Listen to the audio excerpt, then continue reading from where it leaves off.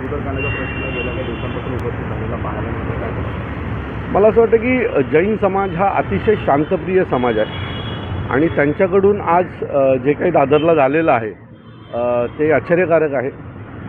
खरं तर हा समाज कधीही हिंसाचार मानत नाही आणि त्यांनी जर हे असं केलं असेल तर नक्कीच या सगळ्याच्या पाठी एखाद्या राजकीय नेत्याचा त्यांना पाठबळ असेल आणि त्यांनीच फूस लावल्यामुळे अशी घटना घडू शकते.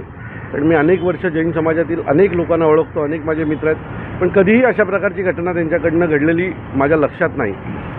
मला असं वाटतं की ज्या पद्धतीने त्याने आज कबूतरखान्याच्या बाबतीत केलं आहे, मग तसंच आम्ही माधुरी हत्तीला आणण्यासाठी करायचं का? कारण तोही आमचा धार्मिक विषय आहे, बरोबर आहे सर. माधुरी हत्तीला आणण्याच्या बाबतीत एक वेगळा न्याय, मग आम्ही पण जंताराला जायचं का?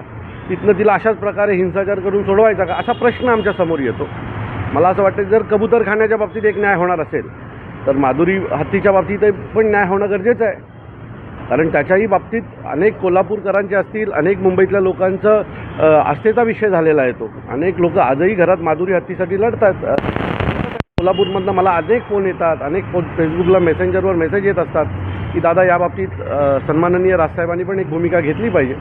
सो मला असं वाटतं की हे दोन्ही विषय हे सुप्रीम कोर्टाच्या आदेशाने झालेले आहेत आणि सुप्रीम कोर्टालाच रिक्वेस्ट करून ह्या दोन्ही विषयांवर मार्ग काढायला पाहिजे असं मला वाटतं. परंतु ज्या प्रकारे तिकडचे बांबू असतील, तिकडची ताडपत्रे असतील, ती देखील उखडल्या गेलेली आहे. जैन